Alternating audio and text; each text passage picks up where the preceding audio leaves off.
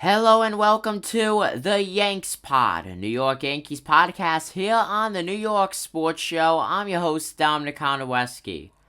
Well, folks, here we are. The final days of MLB 2021 regular season baseball. The New York Yankees enter their final series of this regular season starting tonight. A 3-game set against the Tampa Bay Rays. The New York Yankees could clinch a wildcard spot tonight, too. All they have to do is win tonight, and you know what? It's very easy to do. You got nasty Nestor Cortez on the mound, who threw 88 and 1/3 innings pitched. He has a very, very solid, and you know what? If you went more innings with that ERA, it could be Cy Young contention ERA. A 2.85 ERA. Overall, he's 2-2 in the win-loss column.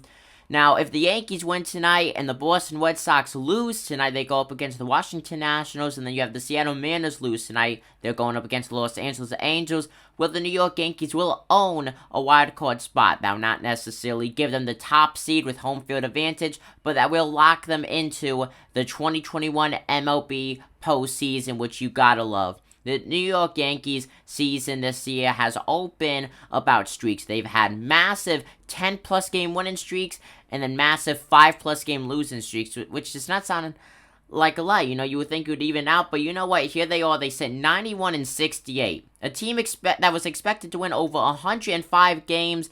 They're not even going to win 95 when the season comes to an end. What craziness. Now, they're second in the American League East, and do you know who's in fourth? The Tampa Bay Rays, the team they're going up against tonight. The Tampa Bay Rays have done everything possible they could this season. They have clinched everything they could. They have clinched the best record in the American League and the American League East. They are playing, quote-unquote, throwaway games. They will not be playing as hard tonight. It would make no sense to be giving it your all, risking injury and more fatigue as the season is winding down. They're already going to be in late October baseball. They're 98 and 61. Yankees overall, they have put a lot of stops and put a damp on a lot of these teams. And you know what? The Tampa Bay Rays, they are playing with franchise history right now. The Tampa Bay Rays have never won 100 or more times in a season. They sit here coming into this 3-game set with a 98 and 61 win-loss record. If the Tampa Bay Rays win 2 out of the 3, or even win 3 out of the 3, which would be a sweep, they would finish the season with around 100 to 101 wins, which would be the first in each category in their franchise history. Yankees look to put a stop to that. As of right now, the magic number is necessarily 1, but as I mentioned earlier, the only way the Yankees could clinch tonight is with a Red Sox loss and a Seattle Mariners loss, and the Seattle Mariners have been red hot. It's unclear how they'll play against the Los Angeles Angels. The Angels, very similar to the Yankees, all about streaks for them. They've had more losing streaks, though, than winning streaks.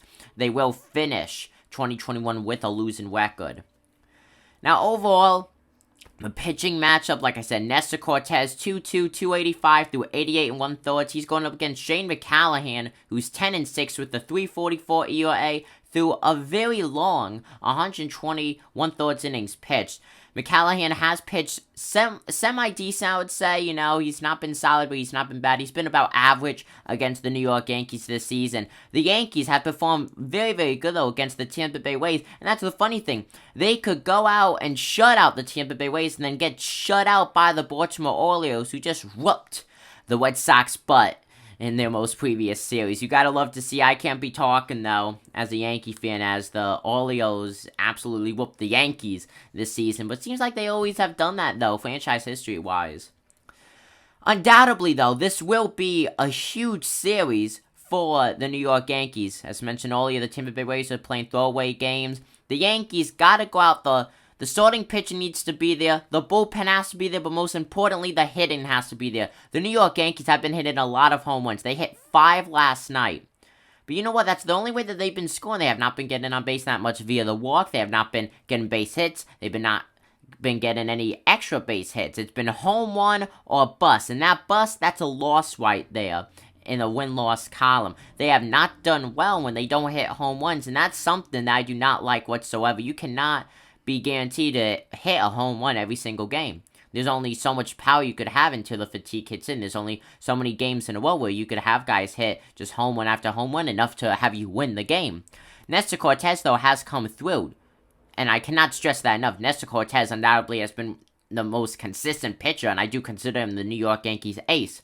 so far here in 2021, which is crazy as he entered the season with a 5+ ERA. Let's see what could happen. The New York Yankees are not going up against lefties. They're not going up against righties. They're not going up against pinch hitters or pinch runners. They're going up against time, and with 3 games left, time is not on the New York Yankees side. Stats are out the window. Stats are like a drunk to a lamppost. They're just there. Right now, the players just need to perform. And that's all they could do. I'm Dom Nikonowski, and I'm signing out. Peace.